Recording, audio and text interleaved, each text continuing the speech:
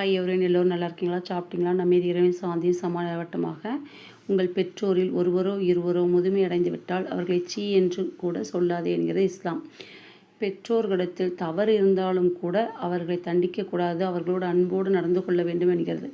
எந்த இடத்தில் பெற்றோர் சொல் கேட்கக்கூடாது என்று இஸ்லாம் சொல்கிறது என்றால், அவர்கள் இறைவனுக்கு இணையாக எதையாவது உங்களை வணங்க சொல்லும்போது அந்த இடத்தில் மட்டும் கேட்கக்கூடாது என்று சொல்கிறது. மற்ற இடத்தில் தாயிடம் பெற்றோரிடமும் அன்பாகவும் பணிவு என்னும் இறக்கே தாழ்த்துவீராக, அந்த அளவுக்கு பொலைட்டாக இருக்கணும் அப்படின்னு சொல்லி இஸ்லாம் சொல்லுது. ஆனால் இன்றைக்குள்ள பிள்ளைங்க தாய் தகப்பனை மதிக்கிறதில்ல, அவங்களுக்கு அன்பு செலுத்துறதில்ல. அவங்கள அவங்க சிறு குழந்தையாக இருந்தப்போ அந்த குழந்தைகளை எந்த அளவுக்கு அன்பாக கவனிச்சாங்களோ, அன்னைக்கே அவங்க அனாதை இல்லத்தில் சேர்த்துருந்தாங்க அப்படின்னா இன்றைக்கு முதியோர் இல்லத்தில் இவங்க சேர்த்துருக்க மாட்டாங்க. அதை எந்த பெற்றோரும் செய்ய மாட்டாங்க. ஆனால் பிள்ளைகள் செய்கிறாங்க. அப்படிப்பட்ட பிள்ளைகளாக இல்லாமல் பெற்றோரை பேணக்கூடிய பிள்ளைகளாக நம்ம